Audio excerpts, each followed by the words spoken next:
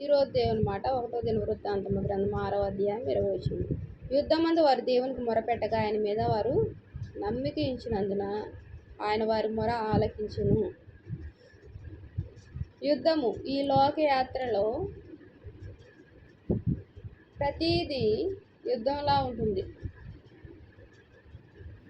ఒక్కొక్కసారి ఆహ్లాదకరంగా సమాధానంగా ఉంటుంది. ఒక్కొక్కసారి ప్రతి విషయము కొన్ని విషయాలు యుద్ధంలా ఉంటాయి. కొన్ని సమస్యలు యుద్ధంలా ఉంటాయి. మరి వాటిని జయించడానికి శక్తి కావాలంటే మనము ఎవరికి మొరపెట్టుకోవాలి? దేవునికి మొరపెట్టాలి. మరి మన ఇశ్రాయేల్ ప్రజలు వారి యుద్ధమందు దేవునికి మొరపెట్టారు. అంత మాత్రమే కాకుండా దేవుని మీద వారి నమ్మిక ఉంచినందున ఆయన వారి మొర ఆలకించాడంట. దేవుడు ఆలకించాడు, విజయం ఇచ్చాడు, వారికి సహాయం చేశాడు. మరి ఈ యొక్క లోకయాత్రలో యుద్ధం లేకుండా ఏ మనిషి ఉండడు. యుద్ధం ఏంటి సహోదరి అనుకోవచ్చు. యుద్ధం అంటే ఏంటి? అప్పులనే యుద్ధము, కష్టాలనే యుద్ధము, ప్రతిదీ యుద్ధమే. అనారోగ్య సమస్యలనే యుద్ధము, రకరకాల సమస్యలు యుద్ధంలాగా అనిపిస్తాయి. మరి ఈ యుద్ధంలో విజయం కావాలి అంటే మనము దేవునికి మొరపెట్టాలి. అంత మాత్రమే కాకుండా ఆయన మీద నమ్మిక ఉంచాలి. ఎవరి మీద? మనం సృష్టించిన సృష్టికర్త మీద, దేవుని మీద. ఆయన ఎవరు?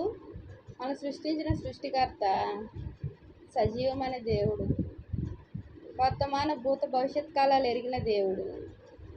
అన్ని వేళ అన్ని విషయాల్లో ఆయన బిడ్డలైన వారిని ఆయన కను దృష్టిలో భద్రపరుస్తూ నడిపించే దయామయుడు ఆయన. మరి మనము ఆయనకు మొరపెట్టి ఆయన మీద నమ్మిక ఉంచితే దేవుడు మనకు సహాయం చేసే దేవుడుగా ఉన్నాడు. ఆ దేవాది దేవుడు, ఆ గొప్ప సర్వశక్తిమంతుడు, దయగల దేవుడు, కరుణగల దేవుడు, సర్వశక్తిమంతుడు, మరి ఆల్ఫా ఒమేగా, ఆది అంతము ఆయన దేవుడు. ఆయన అన్ని విషయాల్లో అన్ని వేళల్లో ఆయన బిడ్డలైన వారికి ఏమి ఇస్తాడు? ఆయన సమాధానమే ఇస్తాడు. కానీ ఆ సమాధానం ఉండదు. మేలే కానీ మేలు కానిది ఉండదు. ఆశీర్వాదమే కానీ ఆశీర్వాదం కానిదంటూ ఉండదు. అయితే యుద్ధం లాంటివి మన కళ్ళకు కనబడిన ఆ యుద్ధాన్ని ఏమైపోతుంది? ఆ యుద్ధము ఆయన చేస్తాడు, మనకు విజయం ఇస్తాడు. అది కనుమరుగైపోతుంది. అమ్మో ఇంత సమస్య, ఇంత పెద్ద సమస్య అని మనం జడుస్తూ ఉంటాము. ఇంత అప్ప ఎలా అయింది?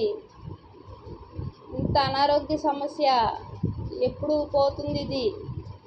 ఇలాగా రకరకాల సమస్యలు. మరి ఇవన్నీ తొలగించేది ఆ దేవాది దేవుడే. మరి మనం చేయాల్సింది ఏంటంటే ఆయనకు మొరపెట్టాలి, ఆయన యందు నమ్మిక ఉంచాలి. నమ్మిక ఉంచి మనము విశ్వాసంతో ఆయన వైపు చూస్తే ఏం జరుగుతుంది? సహాయం అందుతుంది. ప్రతి విషయంలోనూ సహాయమే. మరి ఆయన సహాయం చేస్తే తిరుగుంటుందా? మనం సృష్టించిన సృష్టికర్త, నన్ను నిన్ను సృష్టించిన సృష్టికర్త ఆయన సహాయం చేస్తే తిరుగుండదు. ఎందుకంటే ఆయన ఏం సహాయం ఉంటుంది అందులో? ఆయన చేసే సహాయంలో మేలు ఉంటుంది, సంతోషం ఉంటుంది, సమాధానం ఉంటుంది, శాంతి ఉంటుంది. మనం ఊహించని గొప్ప గొప్ప సంగతులు ఎన్నో ఉంటాయి. మరి ఆయన సహాయం మనకు ఎప్పుడూ కావాలి. సమస్య వచ్చినప్పుడే సహాయం కావాలని కోరుకోవడం కాదు. అన్ని వేళల్లో, అన్ని పరిస్థితులలో, అన్ని కాలాల్లో ఆయన కృపకు పాత్రలమైతే ఆయన మనకు సహాయం చేస్తాడు. మనకు తెలియకుండానే సమస్య దూరం అయిపోతుంది. మనకు తెలియకుండానే ఆ యుద్ధం లాంటి సమస్య ఆశీర్వాదంగా మార్చబడుతుంది, దీవెనకరంగా మార్చబడుతుంది. ప్రియమైన దేవుని మాట వింటున్న వాళ్ళారా, మనం ఏం చేయాలి? 1 దినవృత్తాంతముల గ్రంథం 6వ అధ్యాయం 20వ వచనంలో దేవునికి మొరపెట్టాలి, ఆయన మీద నమ్మిక ఉంచాలి. ఏం జరుగుతుంది? మనకు ఆయన కేడంగా ఉంటాడు. దేవునికి వందనాలు. ప్రార్థన చేస్తుంది. మహాప్రేమ గల తండ్రి, కృపగల నాయన, నీకు ఎన్నో వందనాలు, స్తోత్రాలయ్యా. ఈ రోజు నుంచి, ఈ సమయం నుంచి ప్రభా నీకు మొరపెట్టి నీ యందు నమ్మిక ఉంచే మనసులను వాక్యం వింటున్న మాకు అనుగ్రహించండి అయ్యా. నీ మీదే నమ్మకం, నీ మీదే విశ్వాసం కలిగి జీవించే కృపను మా కుటుంబ సభ్యులందరికీ అనుగ్రహించండి. వాక్యం వింటున్న ప్రతి ఒక్కరిని దీవించండి, ప్రతి కుటుంబాన్ని ఆశీర్వదించండి. మా కుటుంబాలన్నిటినీ నీ కృపలో, నీ దయలో తండ్రి నాయన ఉంచి అన్ని విషయాల్లో సమాధానం నడిపిస్తున్నందుకు వందనాలు చెల్లించుకుంటూ నా ప్రభు ప్రియరక్ష